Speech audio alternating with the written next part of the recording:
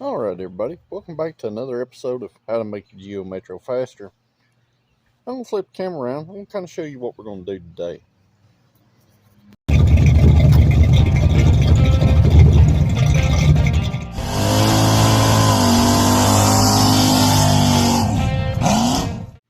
And alright guys, since we done our carburetor swap yesterday, I'm going to go out here in just a little while and get a new air filter put in our air cleaner.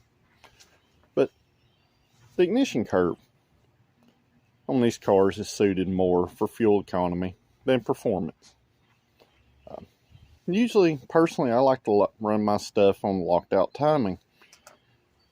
So, what I'm going to do in this episode, we're going to retain the stock distributor, we're going to retain the stock coil, because neither one of these items are necessarily bad.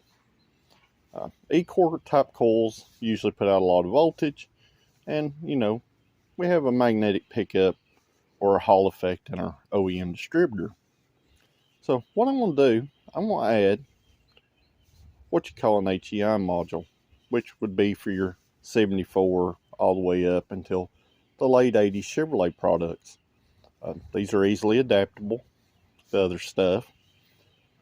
And I'll show you what simple tools you have to do this. And I'll also go through the motions of showing you how to actually install it.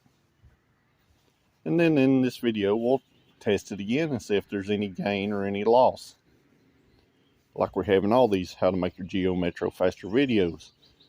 Keep in mind, all the results on this car, this is a 3-cylinder, 3-speed automatic car. On a manual transmission car, you're going to see bigger gains.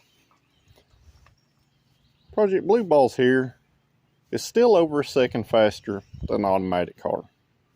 So just keep that in mind, guys. And this thing's stock exhaust. It does have the airflow mods and timing. There's no weight reduction in that car either. So I'm going to show you in this video how to convert the ignition over so you don't need the ECM anymore.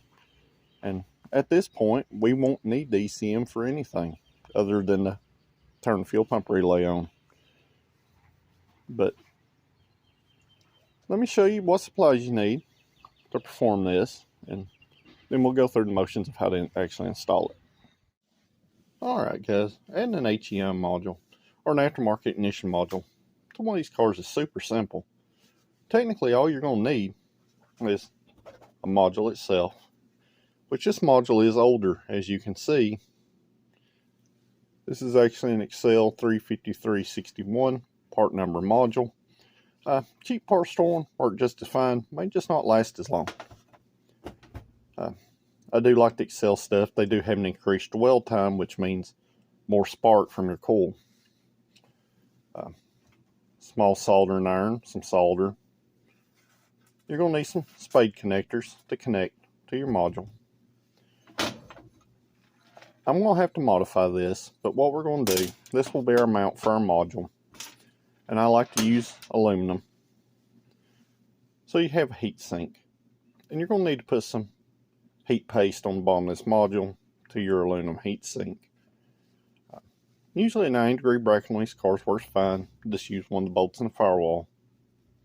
Works real good. And some heat shrink to protect your ends, because I'm not going to crimp these on.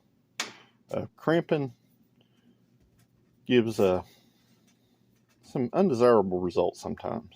I like to solder everything, which is the reason why I got our soldering iron here. So I'll solder these connectors and, just some strippers and something to cut some wire with, guys. Super simple install. Should see somewhat of a gain or some kind of a change out of it. So let's get busy actually installing this thing. So the first thing I'm going to do to install this thing is I'm going to go ahead and get our bracket cut. It'd be super simple to make this bracket. Now you could make one where you could mount it like this off the firewall, and that'd work just fine.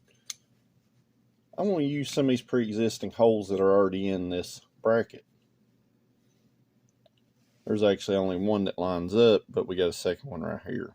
So what I'll do, I'll just mark where that bolt's at, and we'll generally just come off just on the other side of this bracket, because we don't need anything else to mount to this. Just the module itself, and this is going to act as a heat sink.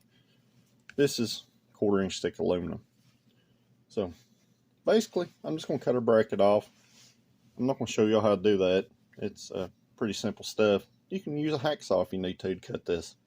So let me get this bracket cut and I'll be back. Alright, that just took a few minutes and this gets a little simple bracket made. Yes, I could cut this tab off, but I didn't. You know, just a piece of scrap aluminum, guys, had laying around. Right there is going to be our mount. So from here, we're going to move out to the car and we'll start taking some stuff loose. And alright, guys, as you can see, it's a much later in the day because the sun's bright. But basically, I lost a bunch of video footage of me explaining what wires went where and, you know, actually mounting the module. I had to do some troubleshooting also. But basically, when you wire this thing up, you have a purple and a green wire from your distributor, okay?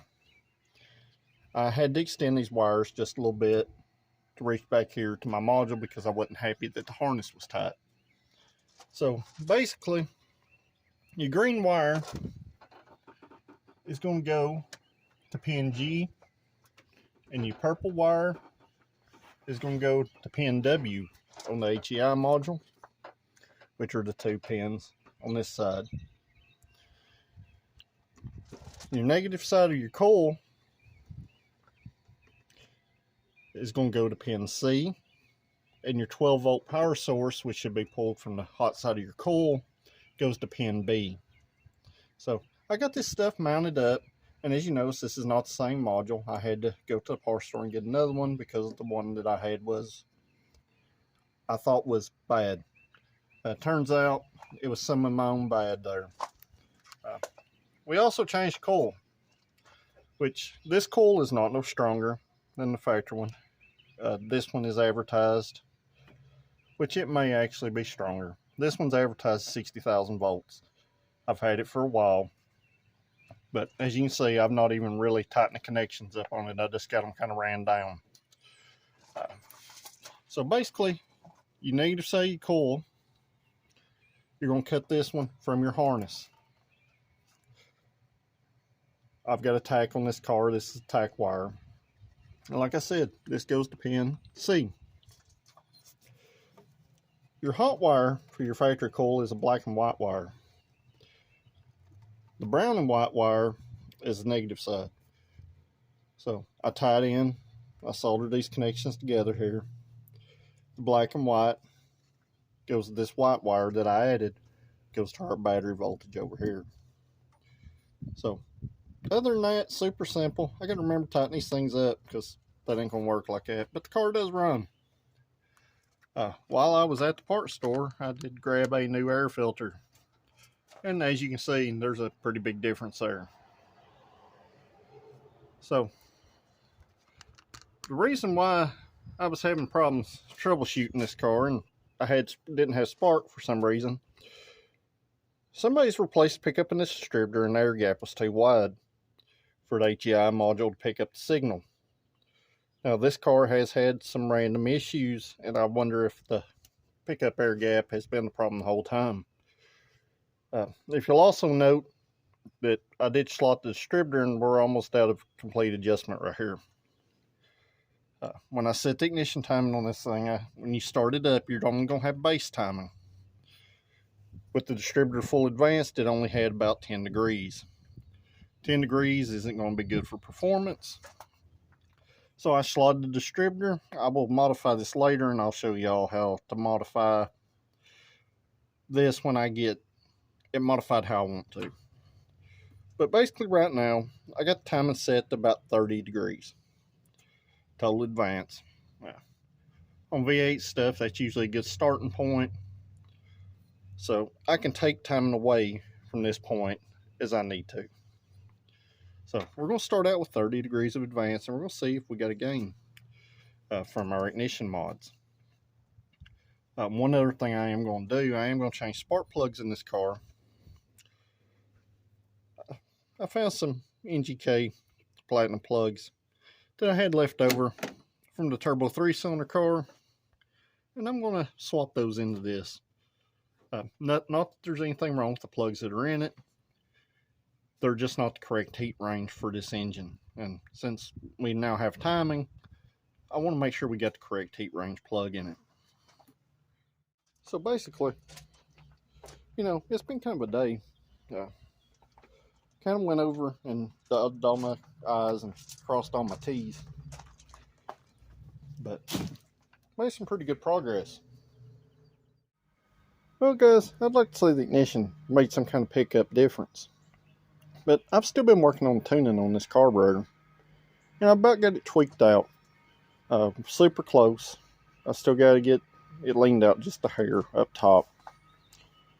But basically I've been driving it for a week at this point.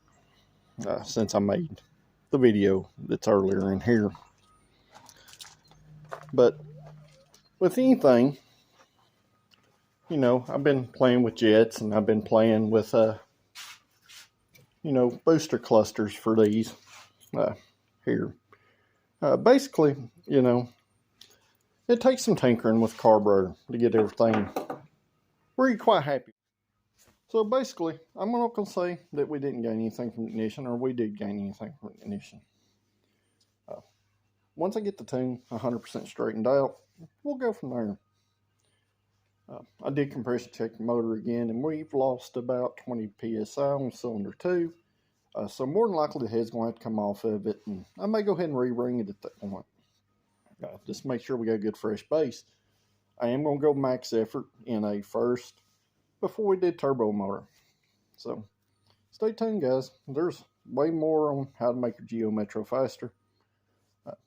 Just kind of sometimes you don't have a real big gain. So it does run better, and the plugs are cleaner, and I thought I had the tune straightened out. So one thing I do have is I have a standalone ignition system now. So until next time, I'll see you tomorrow.